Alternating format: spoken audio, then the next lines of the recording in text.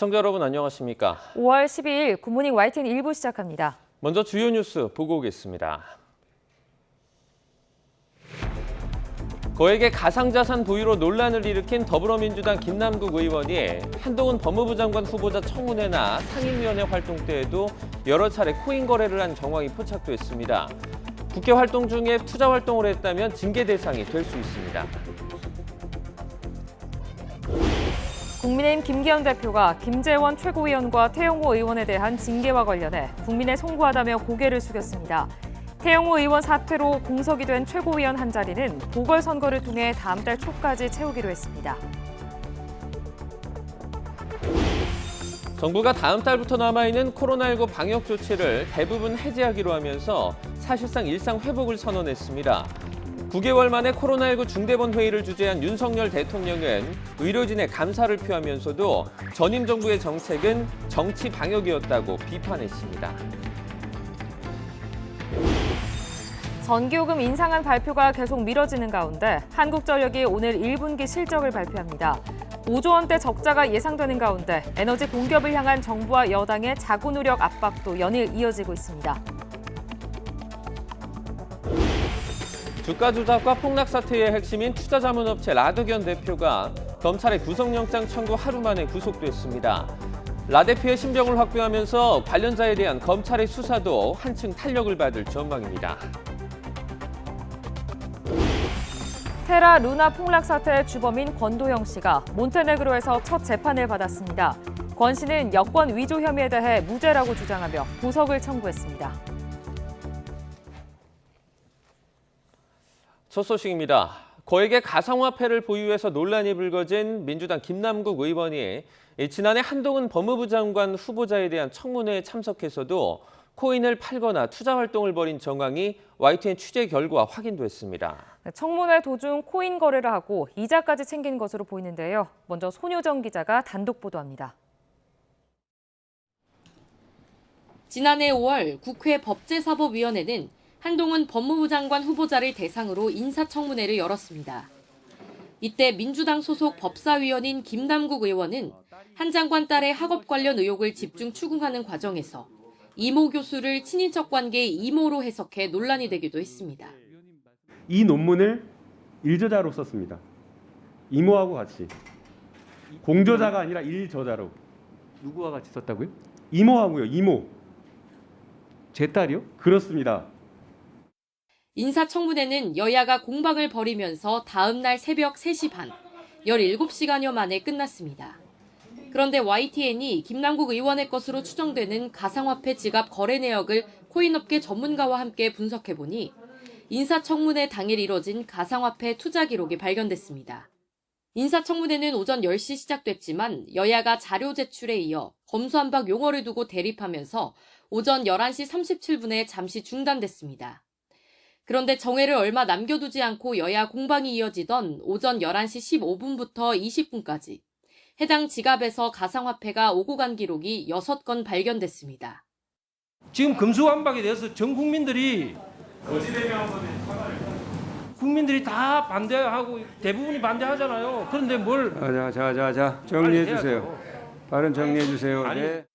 한 장관 인사청문회가 끝나기 직전인 10일 새벽에도 3시 15분부터 2분 동안 가상화폐 거래가 3차례 이뤄진 것으로 포착됐습니다. 지갑 내역을 살펴본 코인 전문가는 특정 코인을 판 것은 물론 가상화폐로 만든 일종의 온라인 금융상품인 디파이를 이용해 코인을 예치하고 이자를 받는 활동이 대다수인 것으로 보인다고 분석했습니다.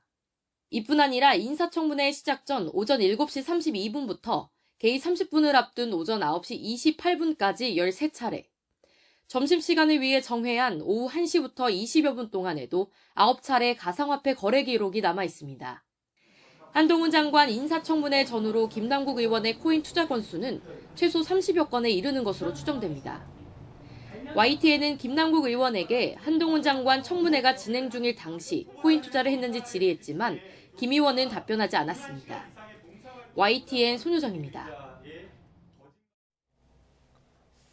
민주당 김남국 의원은 지난해 한동훈 장관 청문회 외에도 상임위가 진행 중인 상황에서 여러 차례 코인 투자를 한 정황이 추가로 확인됐습니다. 김 의원의 것으로 추정되는 코인 지갑 하나에서만 지난해부터 최근까지 1,400건이 넘는 거래 내역이 나왔습니다. 이준엽 기자의 단독 보도입니다. YTN이 김남국 의원의 것으로 추정되는 코인 지갑을 분석한 결과 김 의원의 코인 투자는 한 해 전 한동훈 장관 청문회에 국한되지는 않았던 것으로 보입니다. 저녁 7시 40분이 넘어 마무리된 지난 3월 27일 국회 법제사법위원회. 정순신 국가본부장 낙마와 관련해서 국민적 비판 여론 높은 거 아시죠, 법무장관님? 국민하고 인사검증 저희 정부에 처음 시작한 게 아니잖아요. 아니요. 그 동안에 있어 어떤 사과라든가 책임 표명 한 번도 없었어요.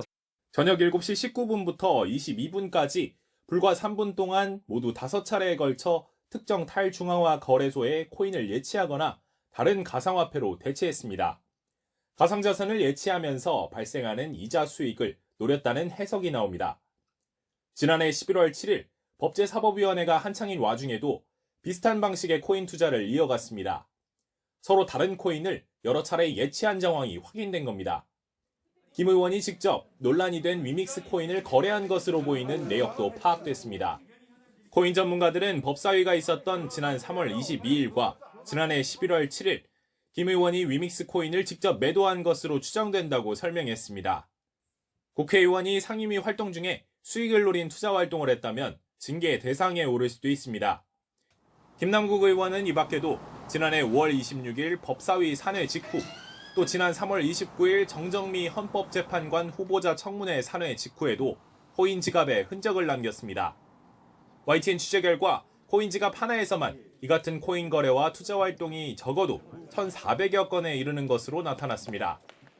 김 의원의 것으로 보이는 코인 지갑 4개로 범위를 넓히면 코인 투자 활동은 크게 늘어날 수밖에 없습니다. YTN은 김남국 의원에게 전화와 문자를 통해 상임위 활동 중 거래를 포함한 코인 투자 활동을 했는지 여러 차례 문의했지만 김 의원은 답하지 않았습니다. YTN 이준엽입니다. 여야는 국회 정무위원회 회의에서 더불어민주당 김남국 의원의 거액코인 논란과 최근 주가 폭락 사태의 정부 책임론을 두고 공방을 벌였습니다. 국민의힘 윤창현 의원은 김 의원의 해명이 앞뒤가 맞지 않는다며 김 의원은 물론 국회의원 가상자산 보유에 대한 전수조사와 의심 사례 수사 의뢰가 필요하다고 권익위에 촉구했습니다. 이에 권익위 정승윤 부위원장은 과거 부동산 전수조사 사례를 거론하며 모든 의원 전체에 개인적인 동의가 있어야 가능하다고 답변했습니다. 이어진 회의에서 민주당 박용진 의원은 최근 주가 폭락 사태를 막지 못한 정부 책임론을 거론했고 김주현 금융위원장은 이번 폭락 사태 원인으로 꼽히는 차익결제거래 계좌 전수조사에 착수하겠다고 밝혔습니다. 이날 회의에선 가상자산 거래 기록에 생선 보관과 불공정 거래를 규제하는 내용을 담은 가상자산 이용자 보호법이 의결됐습니다. 국민의힘이 열흘 만에 최고위원 회의를 열고 일부 최고위원들이 부적절한 언행으로 물의를 일으킨 것에 대해 사과했습니다. 김기현 대표는 어제 최고위에서 일부 최고위원들의 잇따른 설화로 당원과 국민들께 심려를 끼쳐 당 대표로서 무척 송구한 마음이라고 말했습니다. 이어 정치인의 말은 천금 같아야 한다며 당 지도부 일원은 언행에 더욱더 신중에 신중을 기해야겠다고 당부했습니다. 국민의힘은 태 전 최고위원이 징계를 앞두고 자진 사퇴함에 따라 다음 주 최고위에서 최고위원 보궐선거 선관위를 구성하고 후임 선출 절차를 신속하게 진행할 방침입니다. 다만 김재원 최고위원의 경우 징계 기간 거리가 아닌 사고로 분류돼 내년 5월까지 최고위원 한 자리는 계속 공석으로 남아있게 됩니다. 윤석열 대통령은 국민이 3년 4개월 만에 코로나로부터 일상을 되찾게 돼 기쁘다면서 의료진에게 박수를 보냈습니다. 하지만 문재인 정부가 자화자찬한 K방역은 정치 방역이었다고 비판했습니다. 조은지 기자입니다. 9개월 만에 코로나19 중대본 회의를 주재한 윤석열 대통령은 용산회의실로 의료진을 초대해 뜨거운 박수갈채를 보냈습니다. 이들이 최전선에서 헌신한 덕에 팬데믹을 극복할 수 있었다고 칭송했습니다.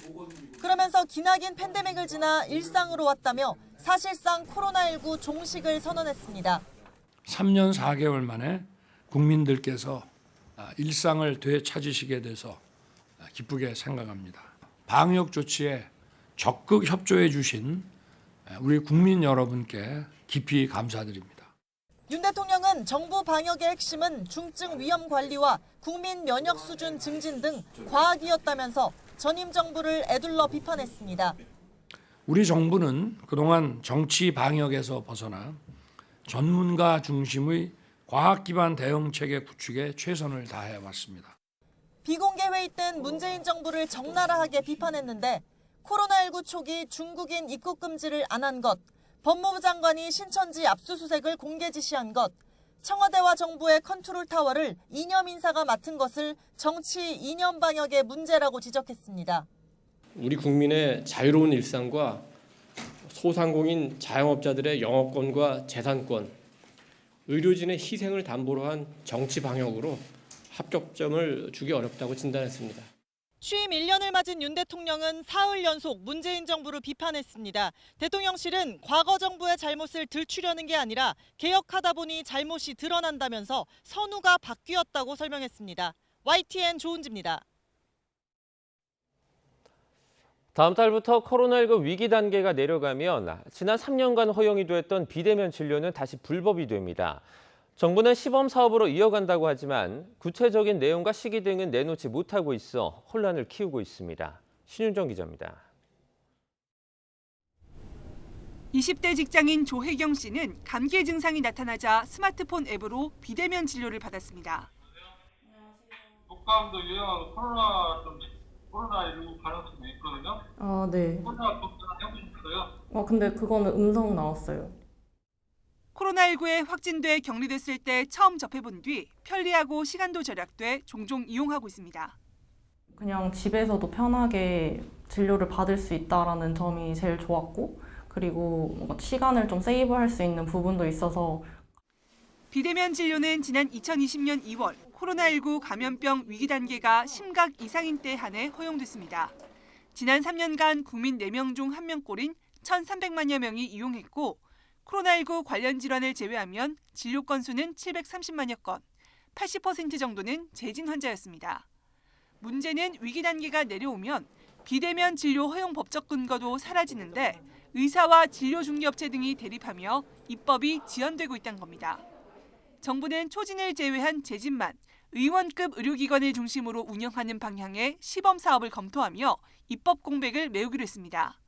그 대상 환자의 범위나 등에 대해서는 추가적으로 그 전문가나 그 관계 기관들 또 여야 협의 등을 거쳐서.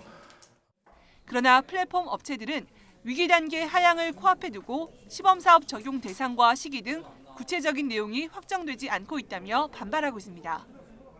많은 협의가 되지 않은 상태로 시범 사업이 적용되는 것이 오히려 많은 국민들에게 혼란을 줄 수 있다고 생각을 하고 있습니다. 유예 기간을 둬서 그 유예 기간 동안 의협과 또 약사회, 또 업계, 소비자계가 한데 모여서.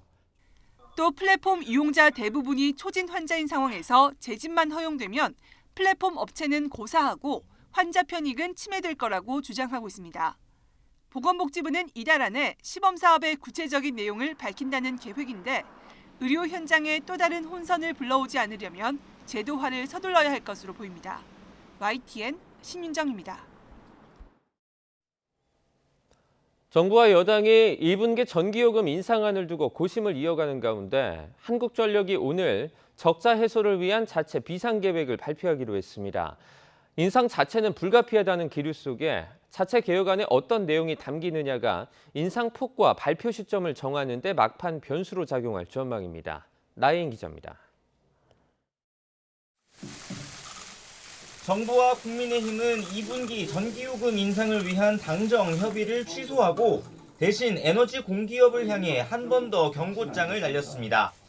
요금 인상은 더는 미룰 수 없는 과제라면서도 구조조정을 비롯한 자구 노력이 국민 눈높이에 맞는지 스스로 물어보라고 압박했습니다. 국민들이 팍팍한 가게 살림을 생각한다면 에너지 공기업들도 고통 분담에 앞장서기를 다시 한번 강력히 촉구합니다. 한국전력은 일단 1분기 실적 발표에 앞서 자구 노력 비상계획을 발표하기로 했습니다. 처분할 부동산과 임금 인상분 반납에 동참하는 간부들을 늘렸고 인력 감축을 포함한 조직 혁신안까지 묶어 20조 원 넘는 비용을 절감하는 방안이 담길 것으로 파악됐습니다. 12년 동안 한전 공대에 1조 원을 투자하겠다는 약정도 다시 검토됩니다. 한전 상황이 워낙 어렵기 때문에 한전 공대에 대한 출연이라는 것도 제가 전면적으로 재검토해 볼 필요가 있다고 생각합니다. 다만 비용 절감액이 지난 2월 20조 원 규모로 발표됐던 재정 건전화 계획과 크게 다르지 않다면 요금 인상에 관한 여론의 비판을 잠재우긴 어려울 수 있습니다. 여야는 요금 인상이 불가피하다는 점엔 큰 이견이 없지만 한전의 적자 책임이 누구 탓인지를 두곤 공방을 이어갔습니다. 2021년도 4, 4분기부터 미리 해야 될 걸 2022년도 1, 4분기, 2, 4분기 거도 안 했던 그런 사례가 있는데 원전 비중 지금 몇 %인가요? 최근에 많이 올랐습니다. 네, 많이 올랐어요. 근데 왜 한전 적자 늘어나요? 원가의 문제가 크잖아요. 2분기 안에 인상된 요금을 적용하려면 정부와 여당이 늦어도 이달 안에는 최종안을 확정할 거란 관측이 나오는 가운데 한전의 추가 자구책 발표로 구체적인 인상 폭과 시점이 확정될지 주목됩니다. YTN 나힌입니다. 한일 당국이 오늘 국장급 협의를 열고 후쿠시마 원전 오염수 현장 시찰단 파견과 관련한 구체적인 내용을 조율합니다. 외교부는 양국 정부가 한일 정상회담 합의 이행을 위해 후쿠시마 오염수 관련 국장급 회의를 오늘 서울에서 개최한다고 밝혔습니다. 우리 측에서는 외교부 윤현수 기후환경과학외교국장, 일본 측에서는 외무성 카이우 아치시의 군축 불악산 과학부장이 각각 수석 대표로 참석합니다. 일본에서 위안부 피해자들을 대변했던 인권 변호사가 한국 법정에 섰습니다. 일본인 변호사가 우리 법정의 증인으로 선 건데 위안부 소송에선 주권 국가를 다른 나라 법정에 세울 수 없다는 국가 면제 원칙이 적용되지 않는다며 우리 피해자들에게 힘을 실었습니다. 김철희 기자입니다. 일본에서 인권 변호사로 활동하며 30년 넘게 위안부 피해자들을 대변한 야마모토 세이타 변호사가 우리 법원을 찾았습니다.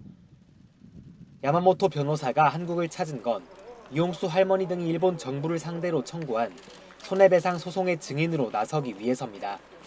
재판에 앞서 야마모토 변호사는 이른바 국가 면제 원칙이 이번 소송엔 적용되지 않는다고 주장했습니다.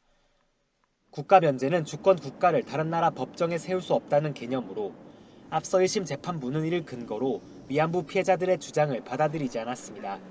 ウクライナと韓国の一時訴訟で加害国の主権免除を否定する判決が出ています。そういう意味で2012年の ICJ 判決の結論をこの事件にそのまま適用するというのは誤りであると考えています。 피해자 측의 요청으로 항소심 재판부가 야마모토 변호사를 증인으로 법정에 세운 건데 야마모토 변호사는 재판에서도 같은 증언을 이어갔습니다. 일본 국내법이 이미 국내에서 일어난 불법 행위 등에 대해 국가 면제 예외를 명문화한 상태라 상호주의를 고려하면 한국에서도 예외를 적용할 수 있다고 한 겁니다. 또 심각한 인권 침해를 겪은 피해자들이 최후의 수단으로 국내 재판소에 소송을 제기한 점 등을 고려하면 국가 면제 원칙을 제한하는 것이 당연하다는 취지로 말하기도 했습니다. 소송을 제기한 이용수 할머니도 직접 법정을 찾았고 남은 시간이 많이 없다고 호소하며 일본 정부의 제대로 된 사과와 배상을 다시 한번 촉구했습니다. 공식적으로 사죄하고 법적인 배상을 저는 오늘도 그렇게 판결이 나도록 기다리겠습니다. 재판부는 일본 정부 측이 소송에 전혀 응하지 않고 있는 만큼 국내외 여러 전문가 의견을 두루 청취한 뒤 결론을 내린다는 방침입니다. YTN 김철입니다. 시세 조종 혐의 등을 받는 투자자문업체 라더견 대표가 검찰이 구속영장을 청구한 지 하루 만에 구속됐습니다. 검찰이 핵심 인물로 지목된 라 대표의 신병 확보에 성공하면서 주가 폭락 관련 수사에 속도가 붙을 전망입니다. 최민기 기자의 보도입니다. 주가 조작과 폭락 사태의 핵심인 라더견 대표가 영장 실질 심사를 위해 법원에 출석했습니다. 3시간 가까이 진행된 신문 끝에 나온 라 대표는 입을 굳게 다물었습니다. 지금까지 지속적으로 범행 부인해 오셨는데 한 말씀만 해주세요. 미국 골프장 매입이나 해외 자산 은닉 의혹도 있는데 그거에 대해서는 좀 어떻게 보시나요? 라 대표 측은 통정매매 혐의만큼은 강하게 부인한 것으로 전해졌습니다. 좋은 종목 추천을 통해 투자자들에게 투자하게 했을 뿐이라는 취지로 진술한 것으로 알려졌습니다. 주장만 있는 라 대표 측과 달리 검찰은 서로 주식을 사고 팔면서 주가를 띄우는 통정매매 혐의를 입증할 객관적인 자료를 제출한 것으로 확인됐습니다. 라 대표 일당의 통정매매 혐의가 맞다고 판단한 한국거래소의 심리 분석 자료입니다. 한국거래소는 시장 감시 과정에서 이상 내역을 포착하면 곧장 심리 분석 단계로 전환합니다. 심리 분석은 개별 투자자 계좌, 매매 정보 등을 샅샅이 살펴 이상 여부를 분석하는 건데 여기에서 라 대표 일당이 주식을 서로 사고 팔며 주가를 띄운 게 확인된 겁니다. 법원은 라 대표가 도주하거나 증거를 인멸할 우려가 있다며 영장심사 9시간 만에 구속영장을 발부했습니다. 검찰이 라 대표의 혐의가 중하다며 시세 조종 입증을 위해 제출한 증거가 법원의 구속 판단에 영향을 미친 것으로 풀이됩니다. 이로써 검찰도 라 대표의 시세 조종과 자산 은닉 혐의에 대한 수사는 물론 라 대표 주변의 정관계, 연예계, 언론계 관련 의혹도 전방위 조사에 나설 전망입니다. 또 폭락 직전 주식을 처분해 차익을 거두고 폭락 사태를 촉발시켰다는 의혹을 받는 김익래 전 다우 키움그룹 회장과 김영민 서울도시가스 회장 등을 겨냥한 수사도 이어갈 것으로 보입니다. 검찰이 의혹의 핵심으로 지목한 라 대표의 신병 확보에 성공하면서 주가 조작 세력에 대한 수사는 한층 탄력을 받을 것으로 보입니다. YTN 최민기입니다. 테라 루나 폭락 사태의 주범 권도영 씨가 무죄를 주장하며 몬테네그로 법원에 보석을 청구했습니다. 보석금은 40만 유로, 우리 돈으로 5억 8천만 원을 제시했는데요. 재산 규모를 밝히라는 재판부의 요구는 거부했습니다. 보도에 이상순 기자입니다. 현지 시간 11일 몬테네그로의 수도 포드고리차 지방법원에 호송차가 들어옵니다. 검은색 상하이를 입은 권도영 테라폼 랩스 대표와 측근 한모 씨가 차에서 내립니다. 포드고리차 국제공항에서 코스타리카 위조 여권을 사용한 혐의에 대한 첫 재판이 열린 겁니다. 권 씨와 한 씨는 그러나 첫 재판부터 무죄를 주장하며 보석을 청구했습니다. 보석금으로는 각각 40만 유로, 우리 돈 5억 8천만 원을 제시했습니다. 이에 대해 담당 판사는 보석금은 누가 내고 재산은 얼마나 되는지 물었습니다. 권 씨는 한국의 아파트가 300만 달러, 약 40억 원이고 아내가 보석금을 낼 것이라면서도 재산 규모는 언론 앞에서 밝히기 어렵다고 말했습니다. 담당 판사는 그러나 재산을 정확히 밝혀야 보석 여부를 결정할 수 있고 계속 숨기면 재판에도 영향을 미칠 수 있다고 경고했습니다. 담당 판사는 권 씨의 변호인이 취재진을 재판정에서 2, 3분간 퇴정시키면 재산 규모를 설명하겠다고 밝혔지만 수락하지 않았습니다. 권 대표 등의 보석 청구에 대해 담당 검사는 재력에 비해 보석금이 턱없이 적고 보석이 되면 인터폴 적색 수배 중인 이들이 도주할 우려가 있다며 강하게 반발했습니다. 권 씨 등의 보석 여부는 사흘 이내에 결정될 것으로 보입니다. 권 씨 등은 지난 3월 23일 포드고리차 국제공항에서 코스타리카 위조 여권을 갖고 두바이행 비행기에 탑승하려다 검거됐습니다. 하지만 권 씨는 여권은 적법하게 취득한 것이라면서 무죄를 주장하고 있습니다. 다음 재판은 내달 16일에 열릴 예정입니다. 권 씨 등은 여권 위조 혐의가 유죄로 인정되면 최대 5년의 징역형이 선고되고 이들에 대한 국외 추방은 형기를 마친 이후에야 가능해집니다.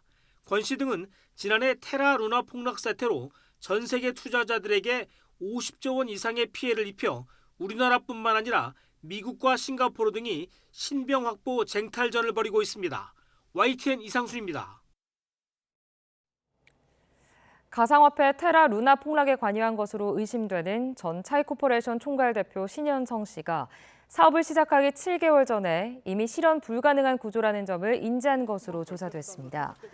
서울 남부지방검찰청이 국회에 제출한 신 씨의 공소장을 보면 신 씨와 주변 인사들은 2018년 9월 테라코인을 지급수단으로 사용하는 어떠한 사업도 허용될 수 없다는 당시 금융당국의 입장을 최종 확인했습니다. 검찰은 신 씨 등이 이때 테라코인을 결제 수단으로 사용하는 테라페이와 같은 테라 프로젝트가 실현 불가능한 사실을 알게 됐다고 공소장에 적시했습니다. 이에 대해 신현성 씨 측은 입장문을 내고 검찰의 공소 사실은 사실이 아니며 향후 재판 과정에서 충실하게 설명하겠다고 반박했습니다.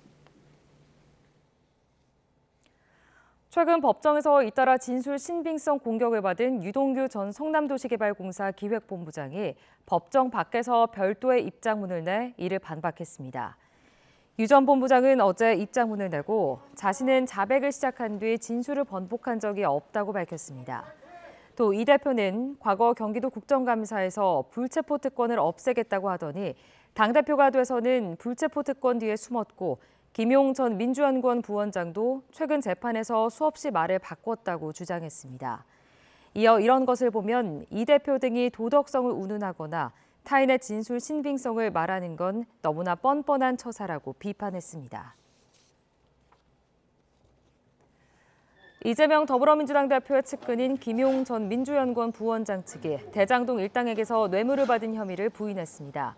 김 전 부원장 측 변호인은 어제 서울중앙지방법원에서 열린 뇌물수수 혐의 공판에서 검찰의 악의적인 공소 제기라며 이같이 밝혔습니다.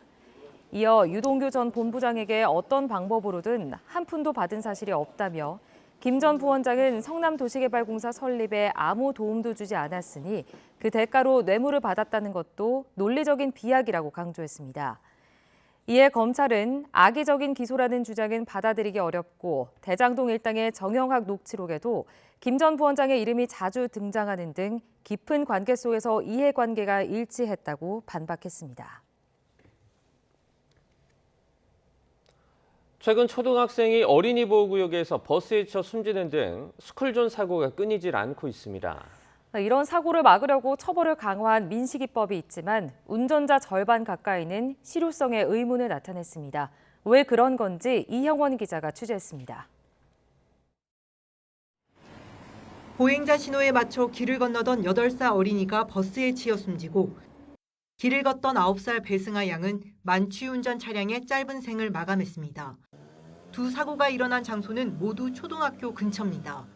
이런 스쿨존 사고를 막기 위해 지난 2020년 처벌을 강화한 민식이법이 도입됐지만 관련 사고가 끊이질 않고 있는 겁니다.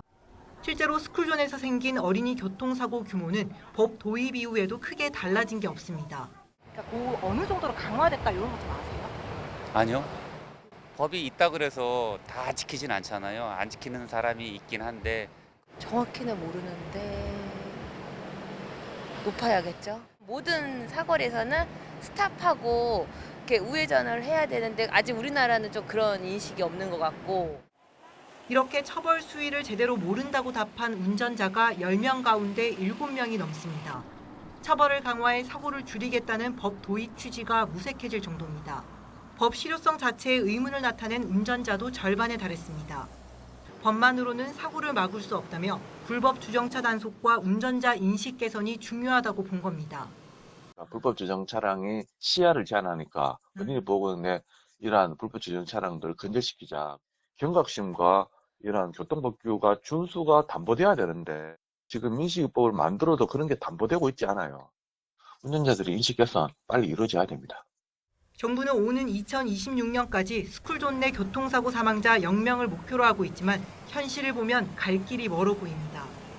YTN 이영훈입니다. 어린이집 밖으로 나간 2살 여자아이가 30여 분 만에 수백 미터 떨어진 차도에서 발견돼 경찰이 수사에 나섰습니다. 서울경찰청 여성청소년범죄수사대는 서울의 한 어린이집 원장과 보육교사 등 2명을 아동학대 방임 혐의로 입건해 수사하고 있습니다. 이들은 야외 수업을 하다 2살 A양이 없어진 사실을 20분가량 인지하지 못하는 등 보호 의무를 위반한 혐의를 받습니다. 오는 25일 여야가 전세 사기 피해자 지원 특별법을 본회의에서 철회하기로 한 가운데 대책위는 인정 요건이 까다로워 여전히 많은 이들이 사각지대에 놓이게 된다고 주장했습니다. 피해자들은 전세 사기는 사회적 재난이라며 선구제 방안이 포함된 특별법이 절실하다고 목소리를 높였습니다. 직접 들어보시죠. 정말 제도가 잘못됐기 때문에 이렇게 다양한 피해자가 나오고 있는 겁니다.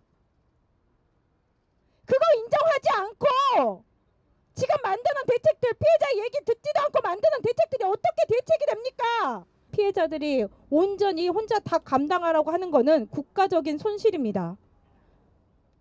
혈세가 아니라 사람 목숨이 왔다 갔다 하고 지금 그들이 일을 못할 거고요. 그들이 죽을 거고요. 그들 자녀가 불행할 거고요. 지금 막지 않으면 더 큰 재난으로 다가옵니다. 충북 청주의 한유구 농가 한 곳이 추가로 구제역 양성 판정을 받았습니다. 충청북도에 따르면 어제 구제역 첫 발생 농장 반경 3km 방역대 예찰 과정에서 치멜림 증상이 있다는 농가의 신고에 따라 정밀 검사한 결과 구제역 양성 판정이 나왔습니다. 해당 농장은 두 번째와 세 번째 구제역 발생 농장에서 100m 정도 떨어진 곳입니다.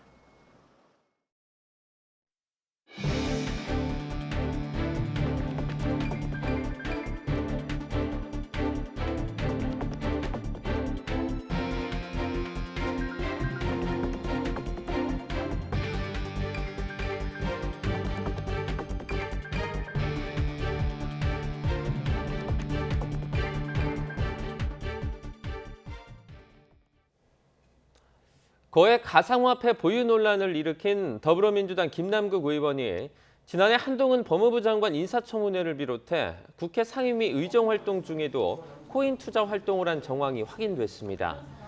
국회의원이 상임위 활동 중에 수익을 노린 투자 활동을 했다면 국회법에 따라 징계를 받을 수도 있어 파장이 클 것으로 보입니다. YTN 취재진이 김 의원 소유로 추정이 되는 가상화폐 지갑 거래 내역을 분석한 결과 지난해 5월 9일 한 장관 인사청문회가 진행되던 오전 11시 15분쯤 가상화폐가 오고 간 기록이 6건 발견됐습니다. 인사청문회가 끝나기 직전인 10일 새벽에도 3시 15분부터 2분 동안 가상화폐 거래가 3차례 이루어진 것으로 드러났습니다. 이 밖에도 지난해 11월 7일, 지난 3월 27일 등 국회 법사위가 열릴 때도 회의 중간 탈중앙화 거래소에 코인을 예치하거나 다른 가상화폐로 대체하는 등 코인 투자를 이어간 정황이 포착됐습니다. 전문가들은 특히 법사위가 있었던 지난 3월 22일과 지난해 11월 7일 김 의원이 위믹스 코인을 직접 매도한 것으로 추정된다고 밝혔습니다. 김 의원 코인 지갑 하나에서만 이 같은 코인 거래와 투자 활동이 지난해 초부터 최근까지 적어도 1,400여 건에 달하는 것으로 나타났습니다. YTN은 김 의원에게 전화와 문자를 통해 상임위 활동 중에 코인 투자 활동을 했는지 여러 차례 문의했지만 답은 오지 않았습니다.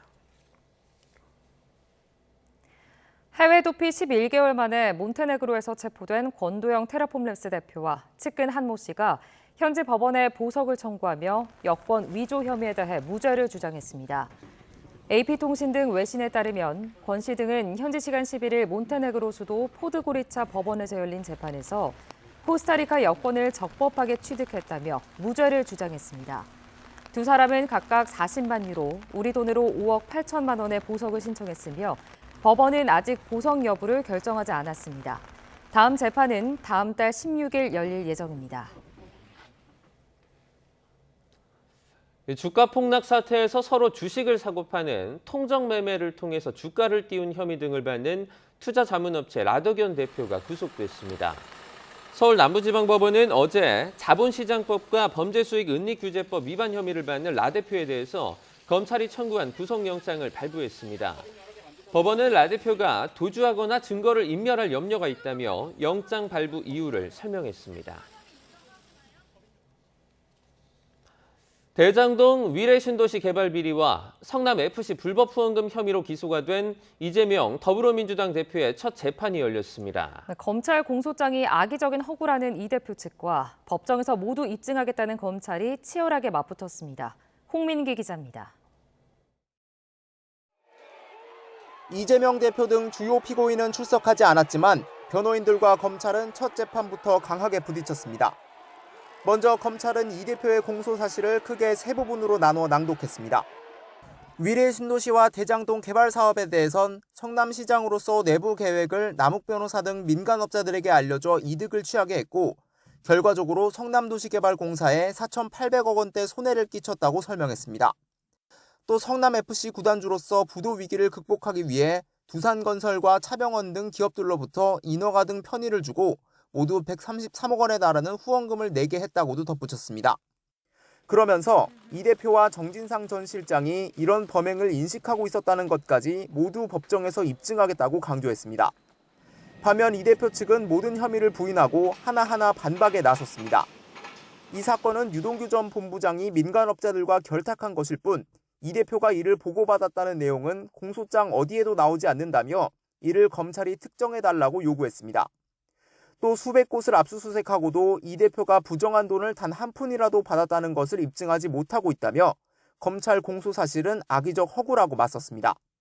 이런 무리한 수사와 기소가 지방자치단체장이나 장관들의 적극적인 행정 노력을 완전히 꺾게 될 거라면서 법원이 이를 바로잡아달라고도 요청했습니다. 양측은 검찰 수사 기록을 두고도 설전을 벌였습니다. 변호인 측은 약 20만 장에 달하는 기록을 모두 보려면 1년은 넘게 걸린다며 시간을 달라고 재판부에 요청했지만 검찰은 주요 증거들만 보면 양이 그렇게 많진 않다고 반박했습니다. 재판부도 기록을 다 파악할 때까지 기다리기는 어렵다고 보고 2달 뒤 열리는 다음 재판까지 변호인들이 일부 협의에 대해서만이라도 의견을 밝혀달라고 정리했습니다. 검찰이 예고한 증인만 100여 명에 달해 이 대표의 1심 재판 결과가 나오기까진 최소 1년은 넘게 걸릴 거란 전망이 나옵니다.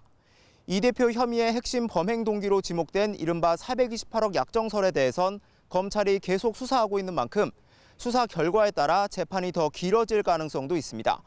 YTN 홍민기입니다. 대장동 개발 비리 사건을 수사하는 검찰이 박영수 전 특별검사의 50억 클럽 의혹과 관련해 당시 우리은행의 부동산 업무를 총괄했던 전직 부행장을 소환했습니다. 서울중앙지검 반부패 수사 1부는 어제 유모 전 우리카드 사장을 참고인 신분으로 불러 조사했습니다. 검찰은 유 씨를 상대로 우리은행이 대장동 사업 컨소시엄에 회사 내부 사정을 이유로 불참하는 대신 PF 대출에 참여한 경위와 이 과정에서 박 전 특검이 영향력을 행사했는지 등을 캐물은 것으로 알려졌습니다. 통장 잔액 증명을 위조한 혐의로 기소돼 1심에서 실형을 선고받고 항소한 윤석열 대통령 장모 최은순 씨에 대한 2심 선고가 연기됐습니다. 의정부 지방법원은 오늘로 예정이 됐던 최 씨에 대한 항소심 선고 공판을 다음 달 16일에 진행하기로 했습니다. 앞서 최 씨는 지난 2013년 경기 성남시 도천동에 있는 땅을 사들이면서 은행에 347억여 원을 맡겨둔 것처럼 통장 잔액 증명서를 위조한 혐의로 재판에 넘겨졌습니다. 한동훈 법무부 장관이 기자가 허위 사실을 SNS에 올려 명예가 훼손됐다며 소송을 내 이겼습니다. 서울중앙지방법원은 한 장관이 장모 전 기자를 상대로 제기한 1억 원대 위자료 소송에서 한 장관에게 1,000만 원을 지급하라며 원고 일부 승소로 판결했습니다. 한 장관은 선고 뒤 입장문을 통해 이런 명백한 가짜뉴스로 해코지하더라도 아무도 책임지지 않고 넘어가면 다른 국민에게도 이런 일이 반복될 것이라며 이러면 안 된다는 선례를 남겨야 한다고 강조했습니다. 윤석열 대통령은 지난 정부가 K방역을 자화자찬했지만 합격점을 주기 어렵다고 비판했습니다. 이도훈 대통령실 대변인은 어제 브리핑에서 윤 대통령이 코로나19 팬데믹 극복 발표를 한 중앙재난안전대책본부 회의 마무리 발언을 통해 이같이 말했다고 밝혔습니다.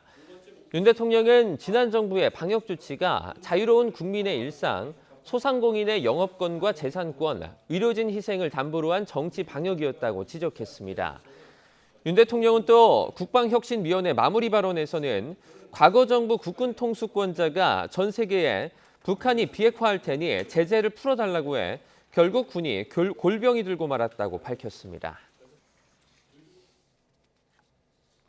코로나19 감염병 위기 단계가 경계로 하향 조정됨에 따라 교육부가 학교 방역 지침 개정을 논의하기로 했습니다.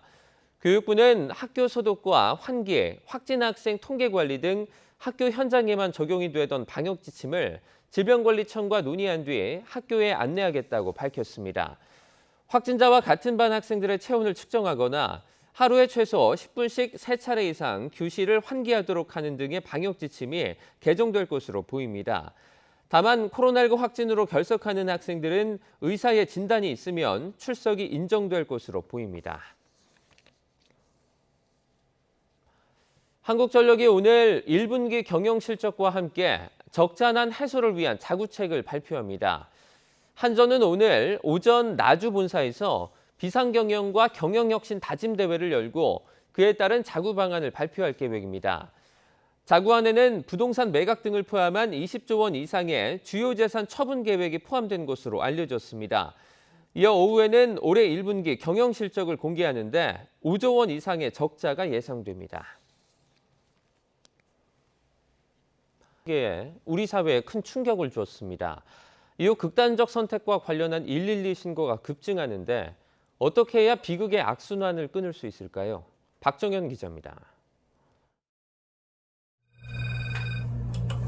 안녕하세요. 서울시 청소년 전화 1388입니다. 청소년과 보호자가 고민을 털어놓는 상담센터입니다. 상담사 6명이 돌아가며 24시간 일하면서 하루 평균 전화 100통을 받는데 특히 최근 들어 극단적 선택과 관련한 상담이 부쩍 늘었습니다. 상담 도중 위급한 상황이 발생해 경찰 출동으로 이어진 사례가 올해에만 26건, 지난해 전체 건수를 벌써 뛰어넘었습니다. 극단적 선택에 대한 것들을 조금 학습하는, 나도 저렇게 한번 해봐야 되나? 라고 생각하는 친구들이 늘어나고 있습니다. 전국 112로 들어온 자해와 자살 의심 신고도 한 달 사이 15% 늘었습니다. 또 지난달 서울 강남에서 10대가 극단적 선택을 하는 모습이 SNS에서 생중계되고 22일 동안 서울에서만 청소년의 자살 관련 신고가 23건 접수됐습니다. 이렇듯 극단적 선택 관련 보도나 콘텐츠가 청소년들에게 직접 영향을 줄 수 있는 만큼 최소한의 제재가 필요하다는 목소리가 나옵니다. 청소년이 쓰는 폰이라면 애초에 거기에 어떤 장치들을 좀 더 한다든가 프로그램을 깐다든가 하는 방법도 있고요. 사실 어른들이 적극적으로 고민을 한다면 아이들에게 유해한 것들을 좀 더 차단하는 것들은 완벽할 수는 없지만 그 정도의 장벽을 높이는 건 얼마든지 가능하다고 생각합니다. 청소년들이 보내는 이상 신호를 초기에 알아차리는 것도 중요합니다. 위험 징후를 포착했다면 지체 없이 상담이나 치료가 이어져야 합니다. 그 순간에 스스로를 돕기는 어려울 수도 있어요. 그래서 주변에서 일단 부모라든지 가까운 사람들이 그런 성향을 보이는 친구들이 있다라고 하면 일단 혼자 두지 마시고 필요한 경우에는 정신과 병원이나 상담센터를 의뢰해서 찾아간다든지. 더불어 상담사 인력을 확충하는 등 제도적인 뒷받침도 이뤄져야 위기 청소년들이 좀 더 쉽게 도움을 요청할 수 있을 거라고 전문가들은 지적합니다. YTN 박정현입니다. 당정이 부당 금품 수수 등 건설 현장 불법 행위를 원천 차단하기 위해 특별사법경찰 도입을 포함해 건설 현장 정상화 5대 법안을 조속히 개정하기로 뜻을 모았습니다. 국민의힘과 국토교통부는 어제 국회에서 건설 현장 불법 행위 근절 후속 조치를 위한 간담회를 열고 불법 행위 근절을 위한 제도적인 기반이 필요하다며 이같이 밝혔습니다. 당정은 우선 현행법에 과도한 원래비 수수와 공사방해 등 그동안 처벌 근거가 모호했던 불법 행위에 대한 제재 기반을 마련하고 상시 모니터링을 위해 연내에 타워 크레인 작업 기록 장치와 건설 현장 영상 기록 의무화를 추진하겠다는 계획입니다.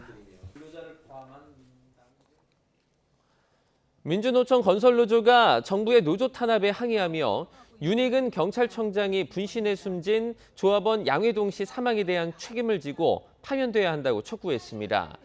건설노조는 어제 경찰청 본청과 양 씨의 빈소가 마련된 서울대병원 장례식장 앞에서 기자회견을 열고 윤석열 정부는 유족 앞에 진심 어린 사과를 하라고 주장했습니다.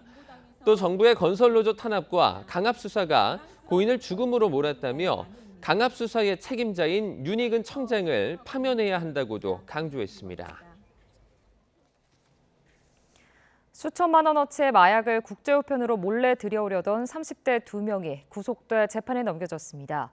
서울중앙지검 마약범죄특별수사팀은 어제 38살 김모 씨와 32살 조모 씨를 특정범죄가중처벌법상 향정 혐의로 구속 기소했습니다. 김 씨는 지난 4월 미국에 있는 마약상 등과 공모해 4,300만 원어치의 필로폰을 국제우편에 숨겨 몰래 들어오려 한 혐의를 받습니다. 일본에서 인권 변호사로 활동하며 30년 넘게 위안부 피해자들을 대변한 야마모토 세이타 변호사가 위안부 소송 증인으로 나섰습니다. 서울고등법원은 어제 이용수 할머니 등이 일본 정부를 상대로 청구한 손해배상 소송의 항소심 변론을 열었습니다. 피해자 측 요청으로 증인으로 참석한 야마모토 변호사는 이른바 국가 면제 원칙이 이번 소송엔 적용되지 않는다고 주장했습니다. 국제 판타스틱 영화제와 애니메이션 페스티벌의 도시 부천이 오는 19일 클래식 음악 전용 공간인 아트센터를 오픈합니다. 개관일 기념해 피아니스트 조성진과 바이올리니스트 기돈 크레머 등 국내외 클래식 스타들이 대거 출연하는 축제가 석 달간 이어집니다. 신동진 기자의 보도입니다. 부천시청 앞 잔디광장에 세워진 부천 아트센터.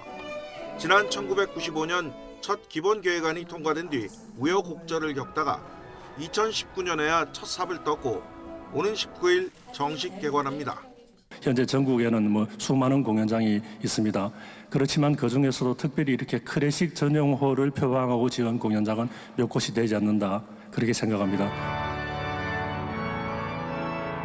지방자치단체로는 처음으로 대형 파이프 오르간을 설치하는 등 클래식 공연에 최적화된 1,445석의 콘서트홀과 304석 규모의 소공연장, 그리고 상주단체인 부천필하모닉과 부천시립합창단의 연습실과 녹음실, 갤러리 등을 갖췄습니다. 특히 필요에 따라 조정할 수 있는 음향 커튼과 반사판 등 최신 음향 시스템은 연주자들에게 좋은 평을 받고 있습니다. 이게 새로운 어떤 공연장이라고 믿기 힘들 정도로 이미 굉장히 높은 수준의 음질과 여러 가지 시설을 갖추고 있어서 저 또한 앞으로 더 향상이 된다면 얼마나 좋아질지 굉장히 기대가 큰 그런 공연장입니다. 7월 말까지 석 달간 이어지는 개관 페스티벌에 대한 팬들의 관심도 뜨겁습니다. 피아니스트 조성진의 리사이틀과 소프라노 조수미의 콘서트는 예매 5분 만에 매진되는 등 일부 공연은 자리를 구할 수 없을 정도입니다. 페스티벌이 끝나도 하반기에 피아니스트 손여름 등 세계적인 음악가들을 앞세운 클래식 시리즈를 계속합니다.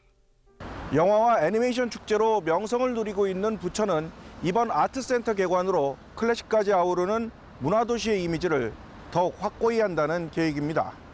YTN 신홍진입니다. 걸그룹 블랙핑크의 제니가 프랑스 칸 국제영화제에 참석합니다. 소속사 YG 엔터테인먼트는 제니가 오는 22일 프랑스 칸에서 열리는 미국 HBO 드라마 더 아이돌의 배우로서 시사회와 레드카펫 행사 등에 참석한다고 밝혔습니다. 더 아이돌은 제니가 처음으로 연기에 도전한 작품으로 올해 칸 영화제에서 비경쟁 부문에 초청됐습니다. 오늘도 따뜻한 봄 날씨가 이어지겠습니다. 오늘 서울의 한낮 기온은 24도로 어제보다는 낮겠지만 여전히 예년 기온을 웃돌며 바깥 활동하기 좋겠는데요. 다만 일교차가 크게 벌어지는 만큼 옷차림에는 각별히 주의하셔야겠습니다. 오늘 중부지방은 맑은 날씨가 이어지겠지만 오전에는 수도권과 충남을 중심으로 공기가 탁하겠고요. 오후에는 중서부 지방의 오존 농도가 높게 치솟겠습니다. 남부지방은 대체로 흐린 가운데 제주도와 남해안에는 밤사이 비가 조금 내리겠습니다. 현재 기온부터 살펴보겠습니다. 현재 서울 기온은 13.5도, 대전은 11.9도, 대구는 11.1도, 울산은 9.8도를 나타내고 있습니다. 낮 기온은 예년과 비슷하거나 조금 더 높겠는데요. 오늘 서울의 한낮 기온은 24도, 대전과 대구는 25도, 울산은 22도, 부산은 21도를 보이겠습니다. 주말 동안 구름 많고 따뜻한 봄 날씨가 이어질 전망입니다. 지금까지 날씨 정보였습니다. 굿모닝 YTN 1부는 여기까지입니다. 잠시 후 2부가 이어집니다. 시청해주신 여러분 고맙습니다.